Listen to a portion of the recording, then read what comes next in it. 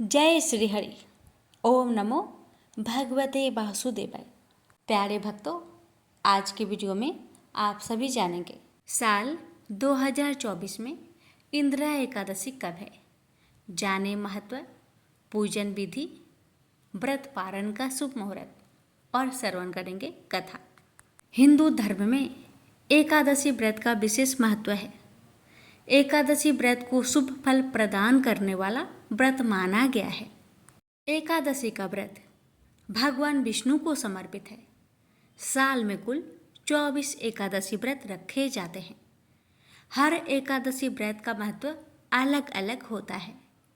आश्विन मास के कृष्ण पक्ष की एकादशी को इंदिरा एकादशी कहा जाता है। इसे श्राद्ध एकादशी भी कहते हैं। तो आइए भक्तों, जानते हैं इस साल इंदिरा एकादशी व्रत कब है, पूजन मुहूर्त व महत्व के बारे में। इंदिरा एकादशी का महत्व। इंदिरा एकादशी व्रत का महत्व स्वयं भगवान श्री कृष्ण ने धर्मराज युधिष्ठिर को बताया है। पुराणों के अनुसार इस व्रत को करने से यमलोक से मुक्ति मिलती है। इस व्रत के पालन से पितरों का उद्धार होता है और व्यक्ति सभी पापों से मुक्त हो जाता है।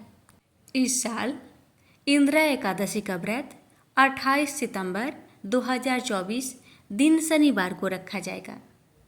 दृक पंचांग के अनुसार एकादशी के दिन पूजन व शुभ मुहूर्त सुबह 4:36 से सुबह 5:24 तक रहेगा। अभिजीत मुहूर्त सुबह 11:47 से दोपहर 12:24 तक रहेगा।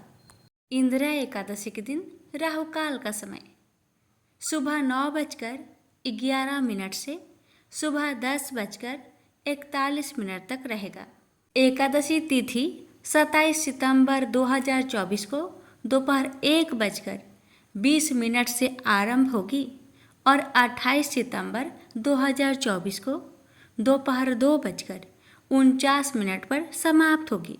इंदिरा एकादशी व्रत पारण का समय 29 सितंबर को किया जाएगा। व्रत पारण का शुभ मुहूर्त सुबह 6:12 से सुबह 8:35 तक रहेगा। प्यारे भक्तों, अब जानिए एकादशी व्रत में क्या खाया जाता है। हिंदू शास्त्रों के अनुसार एकादशी व्रत जलहार या निराहार रखा जा सकता है। फलहार व्रत रखने वाले भक्त सिर्फ फल का सेवन करते हैं, जबकि जलहार व्रत में सिर्फ जल का सेवन किया जाता है। अब आइए श्रवण करते हैं इंदिरा एकादशी की व्रत कथा।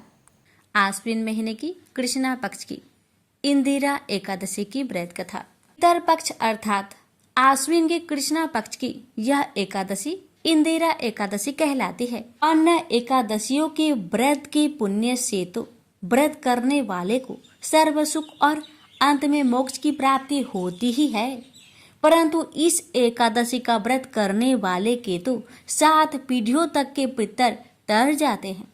इंदिरा एकादशी का व्रत करने वाला स्वयं तो मोक्ष प्राप्त करता ही है, वह अपने सभी पितरों का उद्धार करके उन्हें भी दिव्य लोकों में प्रवेश का अधिकारी बना देता है।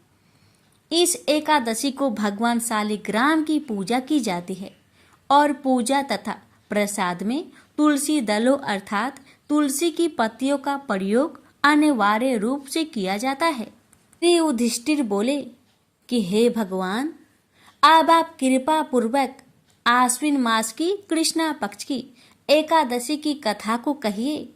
इस एकादशी का नाम क्या है तथा इस एकादशी के व्रत करने से कौन कौन फल मिलते हैं, सो सब समझाकर कहिए। इस पर श्री कृष्ण भगवान बोले कि हे राजन, आश्विन मास के कृष्णा पक्ष की एकादशी का नाम इंदिरा है। इस एकादशी के व्रत करने से नरक में गए हुए पितरों का उद्धार हो जाता है। हे राजन, इस एकादशी की कथा के सुनने मात्र से ही वाजपेयी यज्ञ का फल मिलता है। प्राचीन सतयुग में महिष्मती नाम की नगरी में इंद्रसेन नाम का एक प्रतापी राजा राज्य करता था।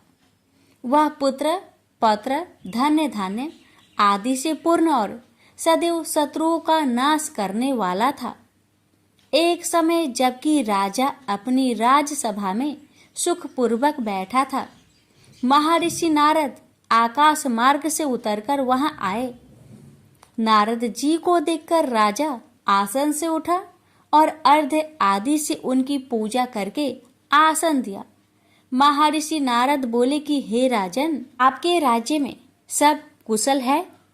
मैं आपकी धर्म परायणता देखकर अत्यंत प्रसन्न हूँ।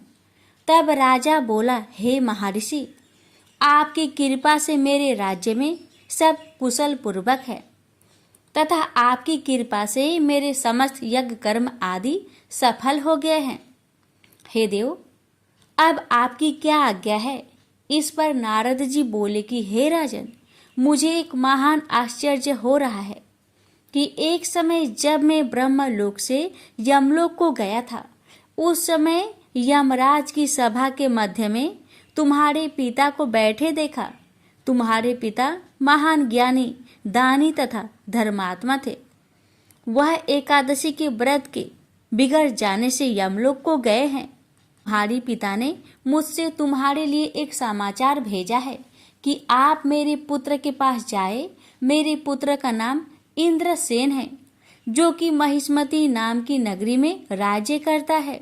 मुझे किसी पूर्व जन्म के बुरे कर्म के कारण ही यह लोक मिला है।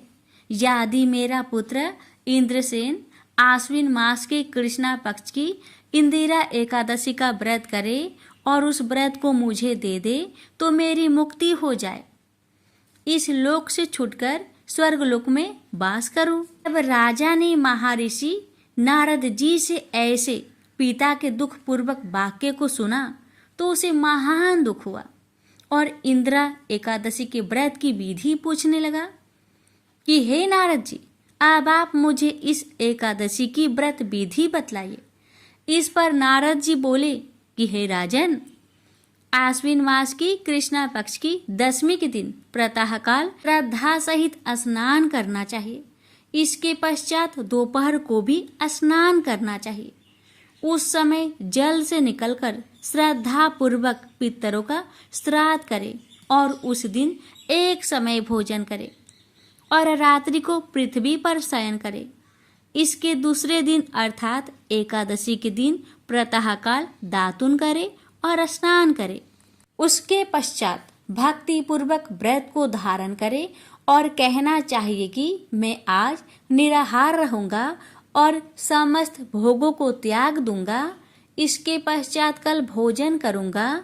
हे भगवान, आप मेरी रक्षा करने वाले हैं, आप मेरे व्रत को निभाइए। इस प्रकार आचरण करके दोपहर को शालिग्राम जी की मूर्ति को स्थापित करे और उत्तम ब्राह्मण को बुलाकर भोजन करवाए और दक्षिणा दे। भोजन में से कुछ हिस्से को गौ को दे और विष्णु भगवान की धूप दीप नैवेद्य आदि से पूजा करे और रात्रि को जागरण करे।